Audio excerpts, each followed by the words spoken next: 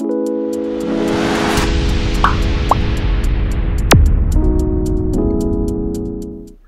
guys, இன்னைக்கு நம்ம எதை பற்றி பார்க்க போகிறோம்னா open source contribution. First of all open source அப்படின்னா என்னென்னா ஒரு set or source of files வந்து பப்ளிக்காக இருக்கிறது. எக்ஸாம்பிளுக்கு நம்ம VLC media player, Firefox, Linux OS இவங்க எல்லாருமே இவங்களோட என்டையர் கோட் பேஸ் அதாவது சோர்ஸ் கோடை பப்ளிக்காக வச்சுருக்கிறாங்க. இதைத்தான் நம்ம ஓப்பன் சோர்ஸ்னு சொல்கிறோம். இப்போது நான் கான்ட்ரிபியூஷனில் என்னன்னு சொல்கிறேன். கான்ட்ரிபியூஷனில் என்னென்னா இப்போ இந்த சோர்ஸ் ஆஃப் ஃபைல்ஸ் இதை யூஸ் பண்ணி இதில் இருக்கக்கூடிய ஏதோ ஒரு error, bugs and design alignment இதை ஃபிக்ஸ் பண்ணி அந்த ப்ராஜெக்டில் ஒரு டெவலப்மெண்ட் ஏற்படுத்துகிறது தான் கான்ட்ரிபியூஷன். இதைத்தான் நம்ம ஓப்பன் சோர்ஸ் கான்ட்ரிபியூஷன் சொல்கிறோம். இப்போ நம்ம இந்த யூசர்ஸ் ஆஃப் ஓப்பன் சோர்ஸ் கான்ட்ரிபியூஷனை பற்றி பார்க்கலாம். ஃபர்ஸ்ட் ஆஃப் ஆல் இந்த ஓப்பன் சோர்ஸ் கான்ட்ரிபியூஷன்றது நம்மளோட ரெசியூமில் ஒரு நல்ல இம்பாக்டை கிரியேட் பண்ணும். அதாவது என்னென்னா இதை யூஸ் பண்ணி நம்மளால் ஒரு ஹை பேயிங் ஜாபுக்கு லேண்ட் பண்ண முடியும். அதே மாதிரி இந்த ஓப்பன் சோர்ஸ் கான்ட்ரிபியூஷன் யூஸ் பண்ணி நம்ம ஒரு ப்ராஜெக்ட் பில்ட் பண்ணும்போது அதுக்குன்னு ஒரு தனி வேல்யூ இருக்குது. அது மூலயமா நம்மளோட ஸ்கில்ஸ், நம்மளோட போர்ட்ஃபோலியோ எல்லாமே பில்ட் ஆகும்.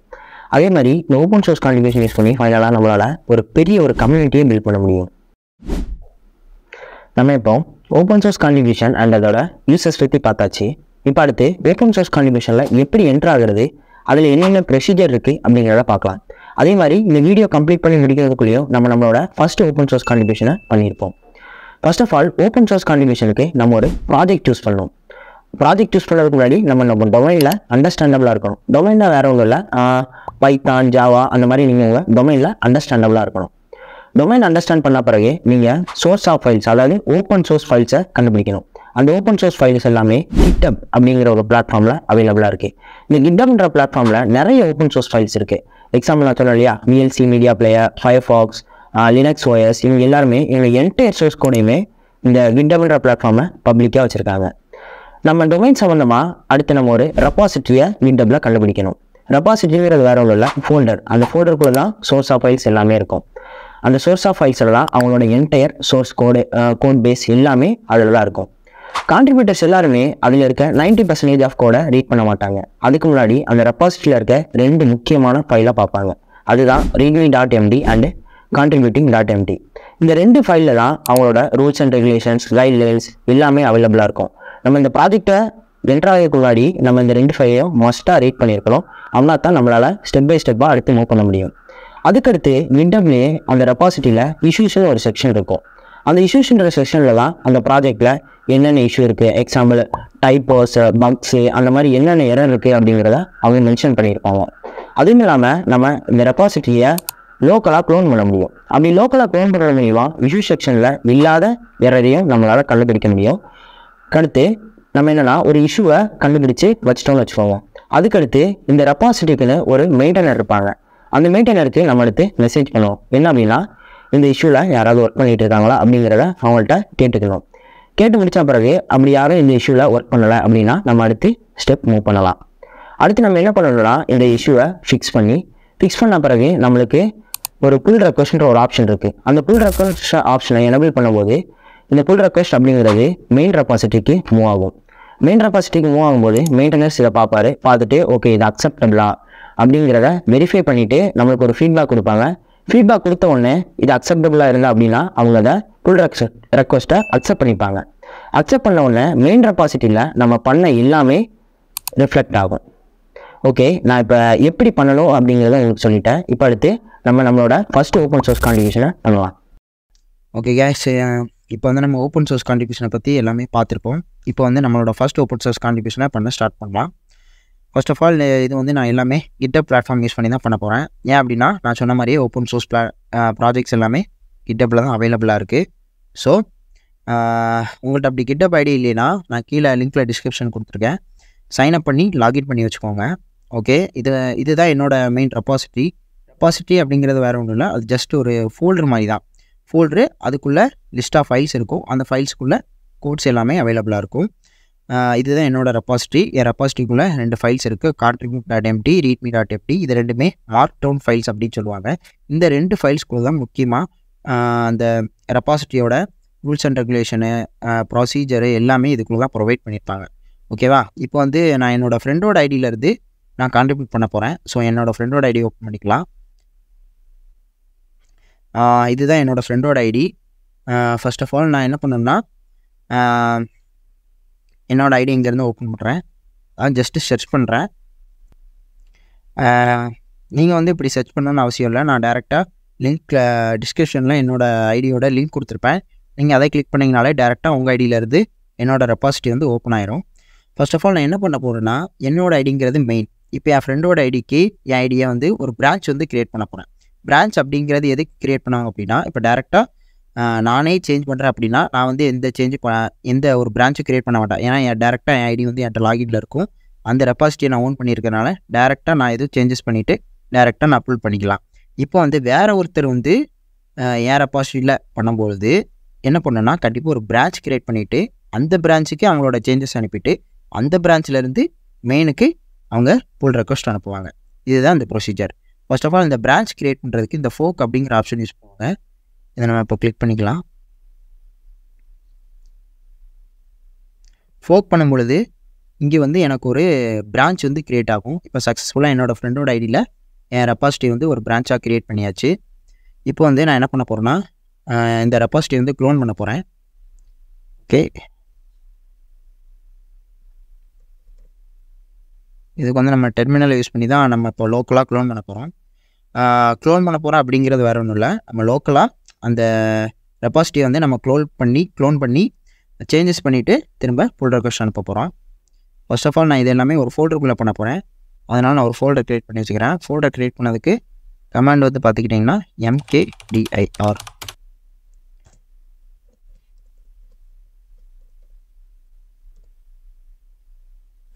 இப்போ நான் கான்ட்ரிபியூட் அப்படிங்கிற ஒரு ஃபோல்டர் க்ரியேட் பண்ணியிருக்கேன். இப்போ இந்த ஃபோல்டருக்குள்ளே தான் நான் என்னோடய ரெபாசிட்டி வந்து க்ளோன் பண்ண போகிறேன்.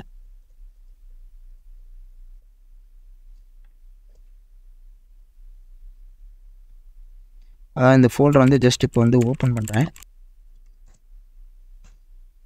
இப்போ வந்து இந்த ஃபோல்டருக்குள்ளே இருக்கேன். இந்த ஃபோல்டருக்குள்ளே வந்து இப்போ என்னோடய ரெபாசிட்டியை க்ளோன் பண்ண போகிறேன்.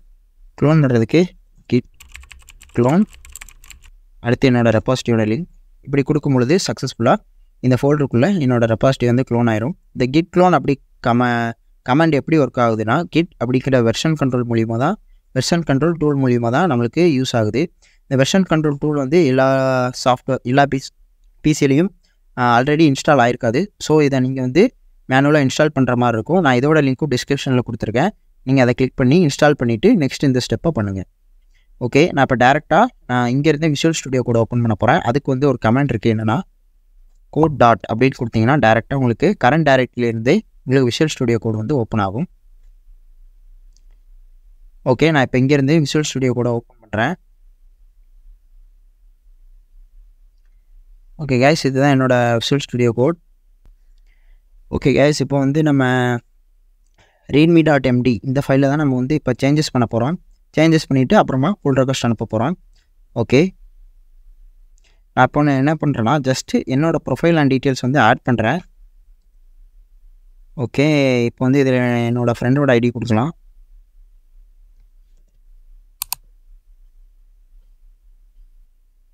ஓகே, என்னோடய ஃப்ரெண்டோட ஐடியோட யூஆர்எல் கொடுத்துருக்கேன். இப்போ என்னோடய ஃப்ரெண்டோட அந்த ப்ரொஃபைல் ஐக்கான் கொடுக்கலாம். அந்த ஐக்கானோட இது இங்கே இருக்குன்னு பார்த்தீங்கன்னா, நான் ஏற்கனவே காப்பி பண்ணி வச்சேன். இது உங்களுக்கு வேணும் அப்படின்னா டேரெக்டாக நீங்கள் GitHub லாகின் பண்ணி வச்சுருப்பீங்க இல்லையா, உங்கள் ப்ரொஃபைலோட இந்த இமேஜோட லிங்க்கை ஜஸ்ட்டு காப்பி பண்ணி எடுத்துக்கோங்க.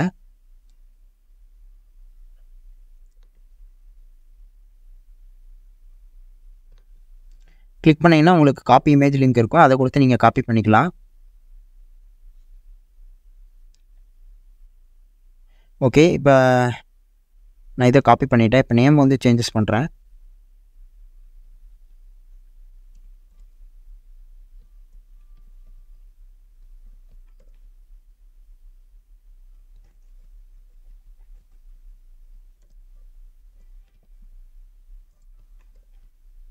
ஓகே, இப்போ நேமை வந்து சேஞ்சஸ் பண்ணியாச்சு. இப்போ வந்து என்ன பண்ணுறேன்னா, இப்போ என்னோடய சேஞ்சஸ் வந்து ஆட் பண்ணணும். ஆட் பண்ணிட்டேன். இப்போ வந்து கமிட் பண்ண போகிறோம். கமிட்க்கு நீங்கள் கட்டாயமாக அந்த சிம்பிள் வந்து யூஸ் பண்ணணும். இந்த சிம்பிள் அப்படியே இப்போ நான் எப்படி அந்த எமோஜி இதை ஓப்பன் பண்ணேன் அப்படின்னு பார்த்தீங்கன்னா, விண்டோஸ் ப்ளஸ் டாட் அப்படிங்கிற ஷார்ட்கட் யூஸ் பண்ணிங்கன்னா உங்களால் இந்த எமோஜி கீபோர்டை உங்களால் யூஸ் பண்ண முடியும். இந்த தண்டர் சிம்பிளை கண்டிப்பாக யூஸ் பண்ணுங்கள் கமிட் பண்ணும்போது. ஓகே, இப்போ வந்து கமிட் கிளிக் பண்ணுங்கள். கமிட் கிளிக் பண்ணிவிட்டு சிங்க் சேஞ்சஸ் கொடுக்கறதுக்கு முன்னாடி ஒரு முக்கியமான ஒன்று இருக்குது. அதாவது நீங்கள் சிங்க் சேஞ்சஸ் கொடுக்கறதுக்கு முன்னாடி உங்களோட GitHub user name and mail ID வந்து கான்ஃபிகர் பண்ண வேண்டியிருக்கும். கான்ஃபிகர் எப்படி பண்ணோன்னா Ctrl+Tilde சிம்பிள் அமுக்குனீங்கன்னா உங்களுக்கு டேரெக்டாக டெர்மினல் ஓப்பன் ஆகும். இந்த டெர்மினலில் git config global user.name கொடுத்துட்டு உங்களோட யூசர் நேம் கொடுத்துருங்க. அதுக்கடுத்து git config user.gmail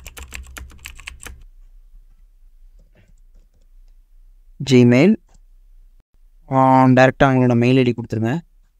இப்போ ரெண்டையுமே நம்ம கான்ஃபிகர் பண்ணியாச்சு. இப்போ சிங்க் சேஞ்சஸ் கொடுங்க. சிங்க் சேஞ்சஸ்க்கு முன்னாடி சும்மா ஆடிங் மை ப்ரொஃபைல் அப்படிங்கிறத கொடுத்துருங்க. ஓகே, இப்போ வந்து சேஞ்சஸை கிளிக் பண்ணுங்கள்.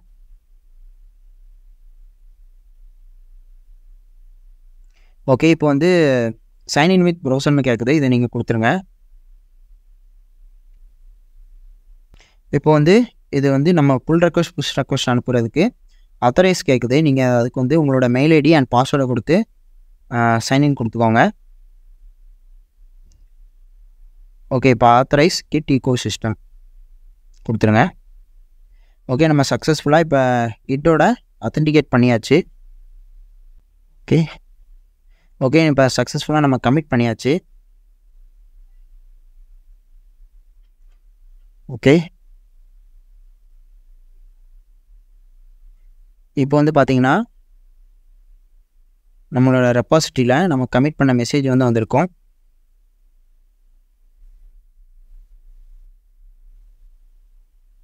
பார்த்தீங்களா, கான்ட்ரிபியூட் அப்படின்னு அனுப்புனீங்கன்னா நம்ம என்ன சேஞ்சஸ் பண்ணியிருக்கோமோ அதை வந்து இப்போ காமிக்குது. அதாவது கீழே வந்து பார்த்தீங்கன்னா நம்மளோட ப்ரொஃபைல் ஆட் பண்ணதை வந்து காமிக்குது. இதுக்கு முன்னாடி ப்ரீவியஸாக அந்த 4 நேம்ஸ், அதாவது 4 கான்ட்ரிபியூட்டர்ஸ் தான் இருந்தாங்க. இப்போ வந்து அடிஷ்னலாக என் ஃப்ரெண்டோட இதை வந்து ஆட் பண்ணியிருக்கேன். இப்போ வந்து இதை வந்து என்னோட மெயின் ரெப்பாசிட்டிக்கு வந்து புல் ரெக்வஸ்ட் அனுப்ப போகிறேன். கான்ட்ரிபியூட் கொடுத்துட்டு நீங்கள் புல் ரெக்வஸ்ட் கொடுத்தீங்கன்னா உங்களுக்கு டேரெக்டாக அந்த பேஜ் வந்துடும். நீங்கள் வந்து என்ன சேஞ்ச் பண்ணியிருக்கீங்க அப்படிங்கிறது வந்து இங்கே ரிஃப்ளெக்ட் ஆகும். இப்போ நீங்கள் வந்து கிரியேட் புல் ரெக்வஸ்ட் அப்படின்னு கொடுத்தீங்கன்னா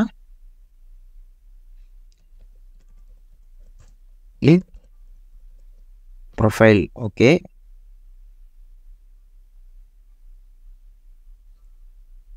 இப்போ சக்ஸஸ்ஃபுல்லாக புல் ரெக்வஸ்ட் அனுப்பியாச்சு.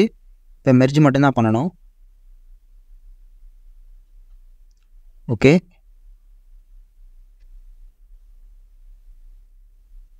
ஓகே கேஸ், இப்போ இங்கே பார்த்தீங்கன்னா என் ஃப்ரெண்டோட புல் ரெக்வஸ்ட் வந்து வந்திருக்குது. இதுதான் என்னோடய ஃப்ரெண்டோட புல் ரெக்வஸ்ட்டு. அதாவது இப்போ வந்து என்னோடய மெயின் ரெப்பாசிட்டியில் நான் இருக்கிறேன். என் ஃப்ரெண்டு அமிச்ச புல் ரெக்வஸ்ட் வந்துருக்குது. ஜஸ்ட் அதை கிளிக் பண்ணி நான் இப்போ வந்து மெர்ஜ் பண்ண போகிறேன். Okay, confirm merge. ஓகே, நான் இப்போ வந்து மெர்ஜ் கொடுத்துட்டேன். இப்போ பார்த்தீங்கன்னா என்னோடய மெயினில் வந்து என் ஃப்ரெண்டு ஆட் பண்ணது வந்து இப்போ ரிஃப்ளெக்ட் ஆயிடுச்சு. ஓகே, இப்போ சக்ஸஸ்ஃபுல்லாக இதே மாதிரி நீங்களும் ஸ்டெப் பை ஸ்டெப்பாக கரெக்டாக பண்ணிங்கன்னா நீங்களும் உங்களோட ஃபஸ்ட்டு கான்ட்ரிபியூஷன் வந்து சக்ஸஸ்ஃபுல்லாக பண்ணிடலாம். ஓகே கைஸ், இந்த வீடியோ உங்களுக்கு ரொம்பவே யூஸ்ஃபுல்லாக இருக்குன்னு நினைக்கிறேன். அதே மாதிரி நம்மளோட ஃபஸ்ட்டு ஓப்பன் சோர்ஸ் கான்ட்ரிபியூஷனே பண்ணியாச்சு. இந்த மாதிரி யூஸ்ஃபுல் இன்ஃபர்மேஷனுக்கு மறக்காமல் நம்ம சேனலை சப்ஸ்கிரைப் பண்ணுங்கள். பாய்.